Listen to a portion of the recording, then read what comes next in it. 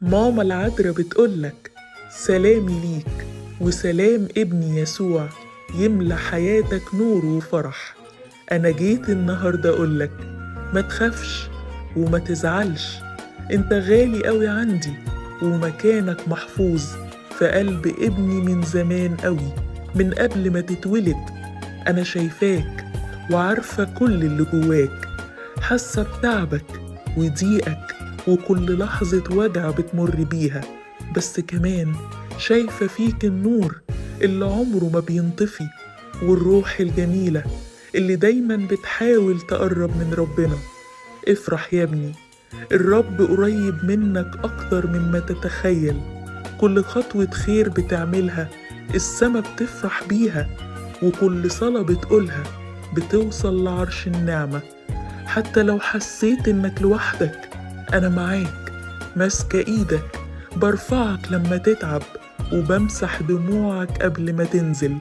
يا حبيبي ما تسيبش هم الدنيا يكسرك، الدنيا مش مكان حزن، دي مدرسة للرجاء.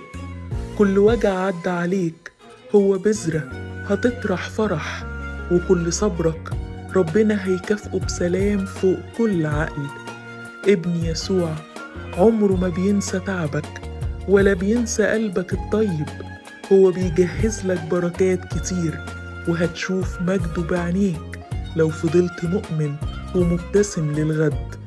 ابتسم يا ابني، السما بتفرح بابتسامتك.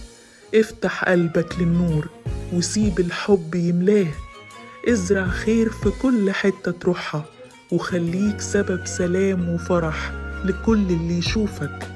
أنا أمك، أم النور، بباركك كل يوم وبغطيك بردائي، وبطلب لك من ابني يسوع نعمة الفرح اللي ما يخلص والسلام اللي ما يتأثرش بأي حاجة.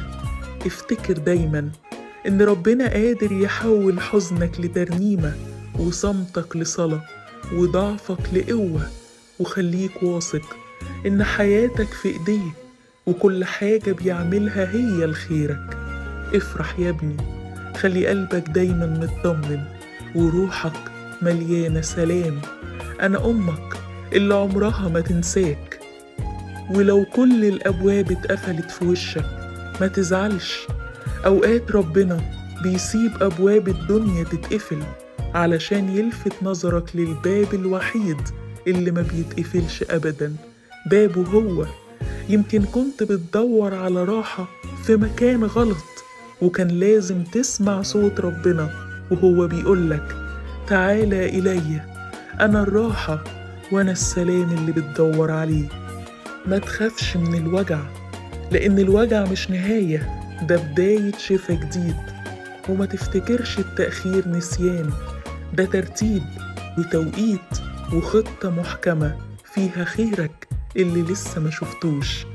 ربنا عمره ما أخر حاجة إلا لما كان بيجهز لك أجمل منها. أوقات كتير بنعيط ونقول ليه يا رب، لكن بعد شوية لما نفهم بنقول نشكرك يا رب إنك ما استجبتش في الوقت ده، لأنك كنت شايف أكتر مني. اوعى تفتكر إنك لوحدك في اللحظات اللي الناس كلها سابتك فيها، ربنا كان واقف جنبك شايف دموعك بيلمها واحدة واحدة وبيجهز لك تعويض يفرح قلبك. كل دمعة نزلت هتتحول يوم لابتسامة حقيقية، كل تعب هيبقى شهادة إنك متمسك بالإيمان. افتح قلبك وخلي عندك رجاء، حتى لو الطريق طويل كل خطوة بتقربك من وعد ربنا ليك. ربنا مش ناسيك ولا سايبك تتألم من غير معنى، كل وجع ليه حكمة وكل سكوت ليه صوت، وكل خسارة وراها عطية أغلى.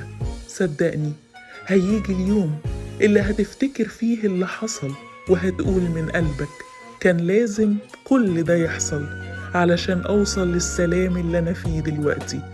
ويمكن الوقت ده قريب جدا، قريب لدرجة إنك لو رفعت عينك للسما دلوقتي هتحس إن في رسالة بتنزل لقلبك وتقول ما تخافش، أنا معاك. سيب ربنا يشتغل. هو بيكون لك طريق جديد وبيجهز لك فرحة مختلفة، فرحة مش من الناس ولا من الظروف، لكن من حضوره في حياتك. ابتسم، مش لأن كل حاجة تمام، لكن لأنك واثق إن ربنا ماسك كل حاجة بإيده. كل وجع ليه ميعاد انتهاء، وكل حزن وراه فجر جديد. خليك مؤمن، خليك صابر، خليك واثق، لأنك مش ماشي لوحدك، السما كلها ماشية جنبك. افتح قلبك واسمح للنور يدخل، خلي السلام يملى حياتك. قول من قلبك يا رب، حتى لو الأبواب كلها اتقفلت، أنا واثق إن بابك لسه مفتوح. سيبها على ربنا، هو دايما شايف الطريق قبل منك. واطمن وخلي اتكالك كله على الرب، هو السند الحقيقي اللي عمره ما بيسيب حد متعلق بيه. الناس ممكن توعد وتنسى، لكن ربنا لما بيوعد بينفذ في الوقت الصح. ولو لقيت نفسك تايه، مش عارف تمشي يمين ولا شمال، ومش شايف مخرج من الضيقة اللي انت فيها، ما تقلقش، هتتفاجئ بإيده وهي بتفتح قدامك أبواب ما كانتش في بالك أصلا، وهيهيأ لك حلول من السما بطريقة تبهرك وتفرح قلبك. ربنا مش محتاج مجهود منك، هو محتاج ثقة. ثقته هي المفتاح اللي بيحرك الأبواب المقفولة. لما تقول من قلبك يا رب أنا مش فاهم بس واثق فيك، ساعتها السما بتتحرك، ساعتها ربنا بيبدأ يشتغل في هدوء ويرتب كل التفاصيل اللي انت شايفها معقدة. يمكن تتأخر الاستجابة، بس ولا ثانية بتروح هدر. في كل تأخير في تدريب لقلبك، وفي كل صبر ربنا بيبني فيك حاجة عظيمة. ما تبصش على اللي راح ولا على اللي اتأخر، بص على اللي جاي من ايدين رب رحيم. اوقات ربنا بيخليك تمشي في طريق مليان مطبات، مش علشان يتعبك، لكن علشان يعلمك تمشي بإيمان مش بعينك، عشان لما توصل تعرف انك ما كنتش لوحدك، هو اللي كان شايلك خطوة بخطوة. عارف اللحظة اللي بتحس فيها انك خلاص هتقع؟ دي اكتر لحظة ربنا بيكون قريب فيها منك. هو السند اللي بيمسكك قبل ما تتكعبل، هو اللي بيشيلك لما الكل يسيبك، هو اللي بيطبطب على قلبك في عز وجعك. خلي بالك، ربنا مش بيدخل متأخر، هو بيتدخل في اللحظة الصح، اللحظة اللي فيها الخير الحقيقي ليك. كل مرة قلت فيها أنا مش قادر، ربنا كان بيقولك بس أنا قادر. وكل مرة حسيت إنك خلاص فقدت الأمل، ربنا كان بيرتب أمل جديد من غير ما تحس.